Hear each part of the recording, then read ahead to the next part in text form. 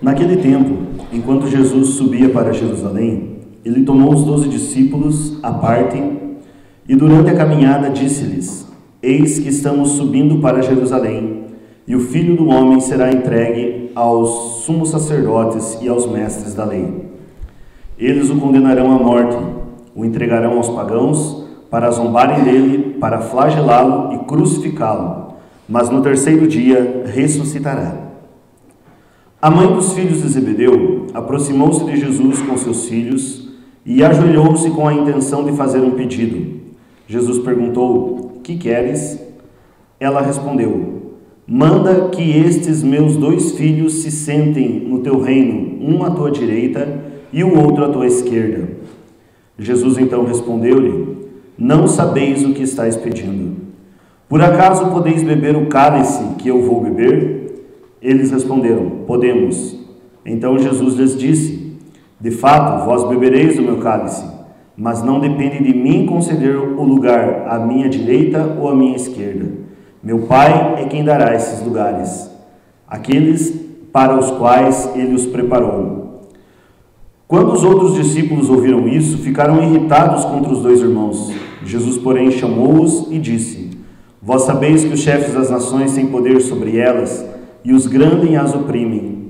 Entre vós não deverá ser assim. Quem quiser tornar-se grande, torne-se vosso servidor. Quem quiser ser o primeiro, seja vosso servo. Pois o Filho do Homem não veio para ser servido, mas para servir e dar a sua vida como resgate em favor de muitos. Palavra da salvação. Glória a vós, Senhor. Podemos sentar, gente?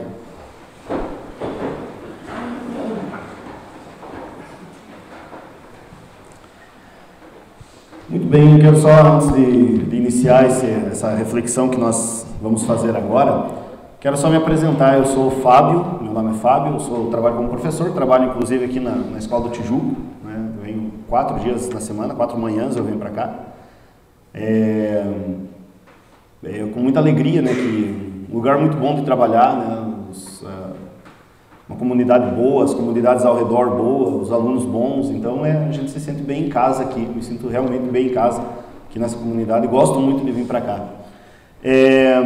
Sou casado, tenho 3 filhos, graças a Deus, estamos aí nessa luta, né, para tentar chegar no céu, né, porque chegar no céu tem que ser com luta, não é assim meio por meio da preguiça não, né, como diz São Felipe Neri, né? O céu não foi feito para os preguiçosos. Então a gente tem que lutar mesmo para chegar no céu. Bem, irmãos, esse evangelho que nós vamos ouvir hoje, que nós, aliás, já ouvimos hoje, nesse segundo domingo da Quaresma, nessa segunda metade que nós temos quase estamos chegando à metade da Quaresma. Mas esse tempo aqui que esse evangelho que nós ouvimos é um evangelho que fala que Jesus está indo para Jerusalém. E Jesus está indo para Jerusalém para morrer. Para morrer. Jesus deixa isso, inclusive, bem claro. Nós escutamos aqui na leitura, ele chama os 12 e fala para os 12 assim: olhem, o Filho do Homem, né, assim que Jesus se referia, o Filho do Homem vai ser entregue às mãos dos homens, vão flagelá-lo, vão crucificá-lo, mas ao terceiro dia ele ressuscitará. E os discípulos, eu não sei se entendiam muito isso de forma direita, porque aqui nós temos o Evangelho de Mateus capítulo 20, lá no Evangelho de Mateus capítulo 16, um pouquinho para trás, Jesus disse isso para Pedro, né, que foi o primeiro anúncio da paixão, e Pedro quis reprimir Jesus. Pedro disse assim: Senhor, que isso não te aconteça. Quando Jesus falou que ia morrer, e Pedro diz: Senhor, que isso não te aconteça. E acaba acontecendo que Jesus vira-se para Pedro e diz assim: afasta-te de mim, Satanás. Tuas palavras os teus pensamentos não são os pensamentos de Deus, mas dos homens. Jesus chamou primeiro o Papa de Satanás. É sério isso. Então foi isso que Jesus falou para Pedro, não propriamente para Pedro, mas aquilo que Pedro estava falando. E aí, seguindo a leitura, nós seguimos para essa parte, que eu acredito que é a parte central do Evangelho, que a mãe dos filhos de Zebedeu, ou seja, a mãe de Tiago e João, que eram pescadores, que eram aqueles discípulos, gente, que eram os discípulos, vamos dizer assim, estavam entre os favoritos de Jesus. Nós escutamos na leitura de domingo agora, nós escutamos que Jesus ele subiu ao Monte Tabor e que Jesus foi transfigurado diante dos discípulos. E é interessante isso, porque quando Jesus foi transfigurado, Jesus escolheu 3 para subir ao monte. E entre esses 3 estava Tiago e João, e mais Pedro. Então, veja, a mãe de Tiago e de João, né, a esposa de Zebedeu, ela chega diante de Jesus, ela se ajoelha diante de Jesus, e ela lhe faz um pedido, ou seja, ela fez uma oração, porque ela se ajoelhou diante de Deus. Jesus é Deus. Ela vem, se ajoelha diante de Jesus e pede algo. Jesus até fala: o que queres? E ela responde: manda que esses meus 2 filhos se sentem no teu reino, um na tua direita e um à tua esquerda. Veja, ela faz até o que, gente? Ela faz um pedido espiritual. Não é um pedido material, é um pedido espiritual. E olha o que Jesus responde, né? Jesus diz: não sabeis o que estáis pedindo. E aqui, irmãos, que eu quero chegar e comentar bastante com vocês as coisas hoje. Muitas vezes nós fazemos igual a mãe de Tiago e de João. Muitas vezes nós não sabemos o que pedir para Deus. Nós devemos pedir as coisas para Deus em oração, mas nós devemos saber de uma coisa bem clara quando a gente faz a nossa oração. Primeiramente, claro, devemos pedir? Sim, devemos pedir. Jesus mesmo disse, né? Pedi e receberei, batei e abrir-se-vos-á, buscai e achareis. Jesus mesmo fala isso.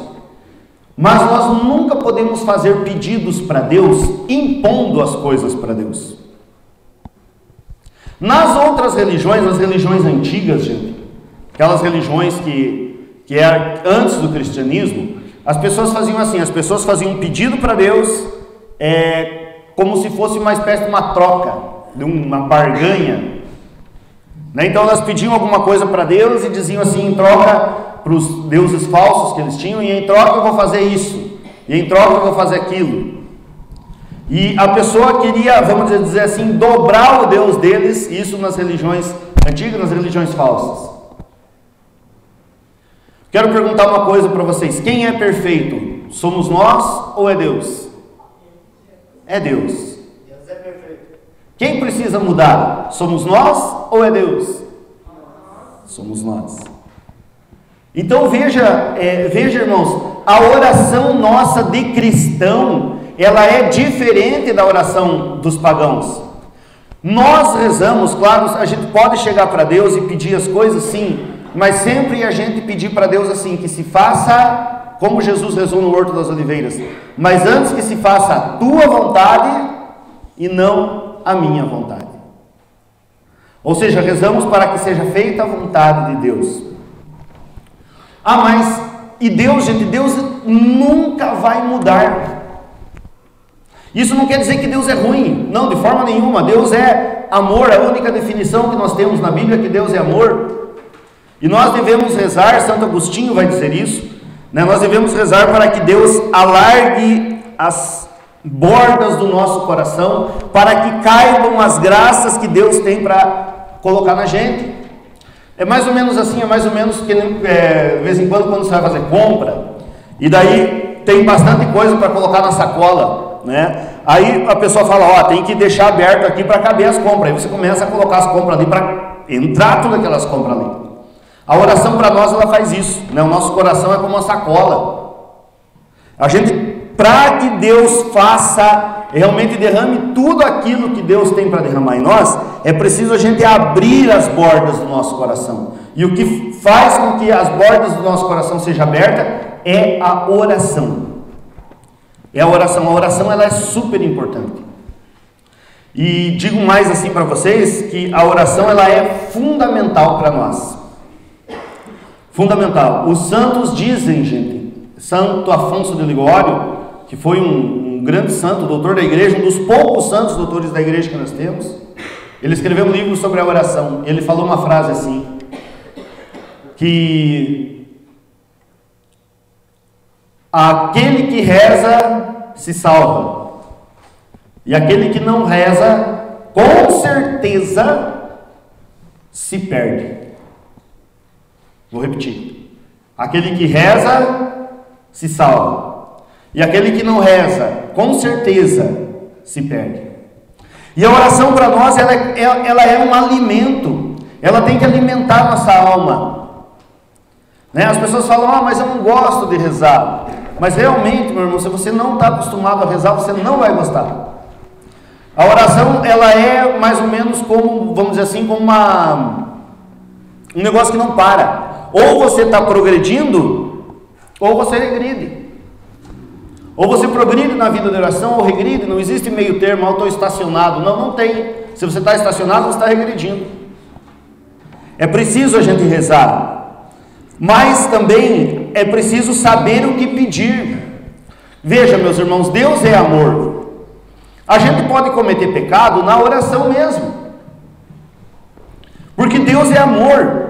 Deus nos ama. Deus nos ensinou no Pai Nosso, Jesus nos ensinou no Pai Nosso a rezar assim, os 7 pedidos: venha a nós o vosso reino, seja feita a vossa vontade, o pão nosso de cada dia nos dai hoje. Aqui é o pão material e o pão espiritual, né? Porque a tradução do grego traz justamente isso, né? A questão também do alimento espiritual nos dai hoje. E tem um pedido que diz assim, né? Perdoai as nossas ofensas, assim como nós perdoamos a quem nos tem ofendido. E esse pedido, meus irmãos, embora muitas vezes as pessoas não percebam, ele é um pedido muito sério. Porque se a gente não perdoa o nosso próximo e nós estamos rezando o Pai Nosso, nós estamos pedindo para Deus não nos perdoar. Perdoai as nossas ofensas, assim como nós perdoamos. Não adianta eu ir rezar, por exemplo, né, só pegando o exemplo aqui da mãe dos filhos de Zebedeu, e pedir lá para Deus: meu Deus, né, faz um favor de matar aquele desgraçado que me prejudicou, né? Você acha que Deus vai atender uma oração dessas? Não, porque aquela pessoa que você está rezando, que você não gosta, ele é filho de Deus também, e Deus quer que ele se salve, e Deus quer que você se salve. Então por isso vem aqui a questão do princípio do amor, né? E qual é a ética da questão do perdão de Deus? A ética é muito simples. Deus perdoa todos os pecados que nós cometemos. Se nós chegamos para um padre e confessamos para um padre os nossos pecados, com um coração arrependido, com um arrependimento sincero, Deus perdoa tudo. Se Deus perdoa tudo o que eu fiz para Ele, o que eu ofendi a Ele com meus pecados, por que eu não posso perdoar o meu irmão também? Deus me perdoou. Então a base do perdão não está ligada no próximo, está ligada em Deus. Deus me perdoa tudo, então o que custa eu perdoar alguma coisa no meu próximo? E muitas vezes, gente, a gente quer fazer pedido. Hoje em dia, a gente faz pedido para Deus em oração, pedido muito materialista.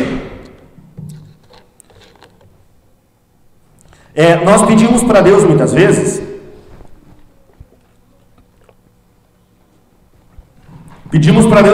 assim, né, coisas, não sei vocês, né, mas de vez em quando a gente escuta o pessoal dizer, né, eu queria ganhar na Mega Sena, né? A gente quer, que nem diz, né, um padre, né, a gente quer a padaria inteira, né, de uma vez já, não quer o pão de cada dia, mas a padaria toda, né? Quer ganhar na Mega Sena, né? Qual vai ser a primeira coisa que você vai fazer depois de ganhar na Mega Sena? Eu vou fazer um foguetório na frente do meu lugar de trabalho, né? E daí dá um tchau, né? Só para... as pessoas querem isso, meu irmão. Veja, Deus providencia pela providência divina, que Deus fala a Santa Catarina de Sena. Pela providência divina, Deus nos dá todas as coisas, tudo necessário. Será que realmente, se a gente tivesse bastante dinheiro, a gente não iria se desviar do caminho de Deus a ponto de perder a salvação? Olha quanta gente que nós temos hoje no mundo, que estão por aí, né, vivendo atrás de dinheiro, correndo atrás de dinheiro, como se dinheiro fosse um Deus. Essas pessoas nunca vão ser felizes, gente. Por quê? Porque o dinheiro não é um fim, o dinheiro é um meio. Ou seja, você não pega um monte de dinheiro para adorar o dinheiro, não. Você pega um monte de dinheiro para você pegar e você comprar alguma coisa. Então, ela é sempre meio. Ele nunca é fim, nunca é finalidade. Né? Nós já vimos quantas pessoas morrendo, quantas famílias se matando por causa de herança. E de vez em quando não é herança grande, mas as pessoas se matando por causa de herança. E é como diz Jesus: o amor ao dinheiro é a raiz de todos os males. O amor ao dinheiro. Jesus ainda diz: não podeis servir a dois senhores, porque vai odiar a um e vai amar ao outro. Não podem servir a Deus ou ao dinheiro. Claro, o dinheiro ele é importante, meu irmão, mas confia em Deus. Deus provê tudo para a gente. Deus é Pai, foi assim que Jesus nos apresentou Deus. Deus é Pai. Nós muitas vezes nós ficamos desconfiados de Deus por causa da nossa falta de fé e por causa do pecado, mas Deus é Pai. Então, coloca o pedido diante de Deus e fala assim para Deus: Senhor, se quiseres, seja feita a tua vontade, em cima do pedido. Uma outra coisa que eu não ia falar, mas que me ocorreu agora aqui, que eu acho bom a gente falar, porque de vez em quando o pessoal não fala e existem alguns erros. Eu sei que hoje em dia está muito na moda, por exemplo, o tal do celular, né? Celular, WhatsApp, essas redes sociais, tal, quem tem acesso. Infelizmente nessas redes sociais, de vez em quando colocam lá, não sei quem que é o espertão que faz isso, mas colocam uma mensagem mais ou menos assim: olha, essa é uma corrente, não pode ser quebrada. Se você mandar essa corrente, se você receber, mande para 10 pessoas e veja o que vai te acontecer daqui a 3 dias. Já receberam isso? Então não passe isso. Você acha que Deus está preocupado com o WhatsApp? Isso se chama superstição. E superstição é pecado. Desde quando que eu mandar uma mensagem, encaminhar uma mensagem, Deus lá vai querer me atender daqui a não sei quanto tempo? Gente, quem somos nós para querer fazer isso com Deus? Deus é Deus. Quem somos nós para fazer isso com o Senhor? Então pega isso e apaga. Não passa para frente, não se preocupe, não vai cair o céu na tua cabeça, né? Mas veja, Deus tem 3 respostas, gente, para a nossa oração que Deus pode dar. Uma resposta é sim, né? Nós rezamos, Deus pode dizer sim, esse pedido é bom para você. Um outro pedido que Deus pode falar é: espere, você não está pronto ainda. E um outro pedido que Deus faz é não. E sabe quando que Deus diz não para nós nas nossas orações? É quando aquele pedido que a gente faz vai nos atrapalhar no caminho da salvação. Aquele pedido não vai fazer o bem, não vai deixar com que eu progrida para o céu, mas vai fazer com que o meu caminho para o céu seja prejudicado. Então Deus não vai dar algo aos seus filhos para que seus filhos se virem para o caminho do inferno. Deus não vai dar. Ah, mas é tão bom aquela coisa, meu irmão. Confie em Deus. Deus ama mais você do que você te ama, do que você se ama sozinho. Deus ama mais você do que qualquer pessoa nessa terra te ama. E Ele sabe tudo que é bom para você. Confie. Confie em Deus. Deus é maravilhoso. E aqui no finalzinho, gente, já para a gente ir meio encerrando, Jesus, depois os discípulos começaram a ficar bravos com Tiago e João, né, pelo pedido da mãe, a mãe que não soube pedir. E aí Jesus traz os discípulos à parte e fala para eles assim: vós sabeis que os chefes das nações têm poder sobre elas, e os grandes as oprimem, como acontece na política, né, em várias partes do mundo aí. E olha o que Jesus diz: entre vós não será assim. Quem quiser tornar-se grande, torne-se vosso servidor. Quem quiser ser o primeiro, seja vosso servo. E aqui que nós vamos falar um pouquinho de São José. Porque não tem, gente, como a gente lê esse versículo aqui e nós não lembrarmos de São José. Veja, São José e Nossa Senhora, gente, eles aparecem muito pouco na Bíblia.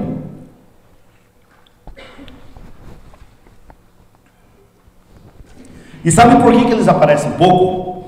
São José, ele é o maior santo da igreja, depois de Maria. Maria é, pela graça de Deus, ela é a criatura mais perfeita que já foi criada, criatura de maior graça. E São José é, abaixo de Maria, o maior santo que tem na igreja. Mas por que eles aparecem tão pouco na Bíblia?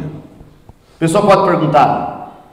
Meus irmãos, é porque na Bíblia, quem tem que aparecer é Jesus, não José e nem Maria. Não aparece na Bíblia uma frase de São José, mas lá na carta de João, na carta de Tiago, diz que um homem que sabe dominar a sua língua, São Tiago vai dizer, é um homem perfeito. São José dominou a sua língua, ele conseguiu dominar a sua língua. São José, ele tinha um amor grandíssimo por Jesus. A medida da santidade que as pessoas têm é a medida com que elas amam o Senhor. A medida com que nós amamos a Jesus é a medida da santidade. Ora, ninguém passou mais tempo nessa terra junto com Jesus, a não ser São José e a não ser Nossa Senhora. Os santos da igreja, eles dizem assim, que nós sabemos que São José, ele morreu ali quando Jesus estava próximo de completar 30 anos e de começar a sua vida pública. Por que Deus levou antes São José? Porque São José, meus irmãos, São José não iria aguentar ver tudo que o Senhor sofreu e que nós temos aqui representado pelos quadros da Via Sacra. São José não conseguiria ver isso. Então Deus o levou antes. Olha o carinho de Deus para São José. O carinho de Deus para São José. Outra coisa, José, não existe...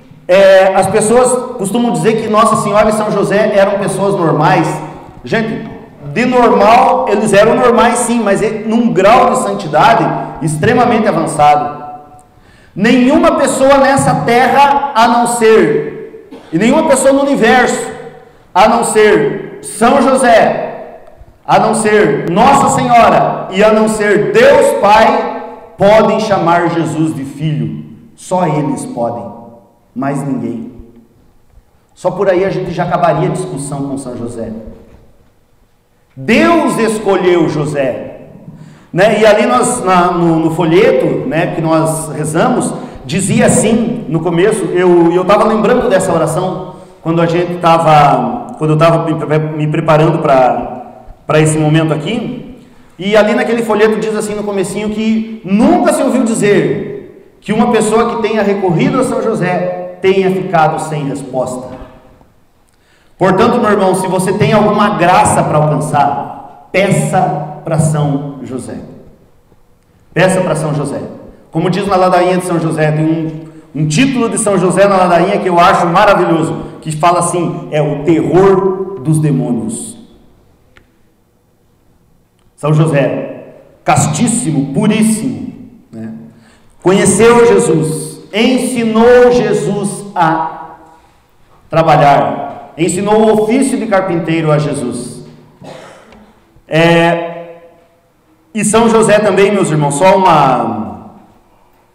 só assim para encerrar mesmo, eu sei que tem muita gente que quando vê, por exemplo, São José, tem aquela passagem na Bíblia, lá do começo, que diz assim que José quis, quando ele descobriu que Maria estava grávida, porque como que era o casamento? Prestem bem atenção, eu já vi muita gente falando errado isso na igreja, inclusive eu falava errado. Tá bom? Esses dias que eu aprendi. Maria e José, eles já eram casados quando Maria engravidou. Só que naquele tempo para os judeus tinha 2 estágios do casamento. Eles casavam, daí eles ficavam um tempo morando separados até eles construírem. Quando eles construíam, eles iam morar junto. Mas nesse tempo que eles já eram casados, eles já poderiam ter filhos. Não era comum, mas eles poderiam.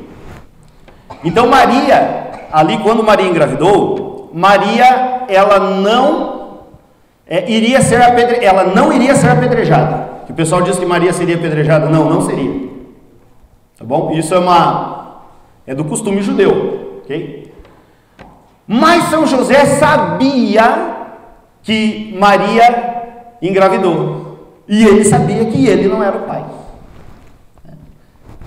E aí que veio o problema, né? José, ele pensou em abandonar Maria secretamente. Só que a Bíblia diz, meus irmãos, que São José era um homem justo. Ok? Quando a Bíblia diz que José é um homem justo, quer dizer que ele era um homem santo. E quando fala que é um homem santo, a gente muitas vezes tem que tomar cuidado, porque a gente pensa muito com a nossa cabeça, e a nossa cabeça é muito mundana. A nossa cabeça não é santificada. Temos que crescer em santidade. São José queria rejeitar Maria secretamente, por quê? Porque ele sabia da santidade de Maria, e ele sabia que o que estava acontecendo com Nossa Senhora era algo maravilhoso. E ele sabia que ele não era digno daquilo. Por isso que ele quis abandonar. Não por uma questão de ciúme, mas por uma questão de se sentir pequeno diante daquela missão. Aí, claro, aí Jesus, Messias, quando Jesus começasse a fazer as curas e fazer o que veio para fazer, o ensinamento do céu, José sabia que iriam falar de Jesus, comparando ele a José, mas José sabia que aquele filho maravilhoso que ele teria não era dele, mas era do Espírito Santo. Então, José quis abandonar Maria, por quê? Porque ele se sentiu indigno da missão. E aí que o anjo aparece para ele. Mas assim, meus irmãos, vocês têm um santo padroeiro, um super padroeiro. Recorram sempre a São José. Como disse, né? Não existe nenhuma pessoa, não se ouviu dizer que nenhuma pessoa que tenha recorrido a São José tenha sido desamparado. Então que nós, esse evangelho de hoje que fala sobre a oração, que a gente saiba rezar, e que a gente saiba rezar como São José. Que São José nos ensine o caminho de uma oração que agrada ao coração de Deus, e que assim a gente possa caminhar, rezando sempre, caminhar seguindo para o caminho do céu, que é aonde Deus quer que nós estejamos um dia. Louvado seja nosso Senhor Jesus Cristo.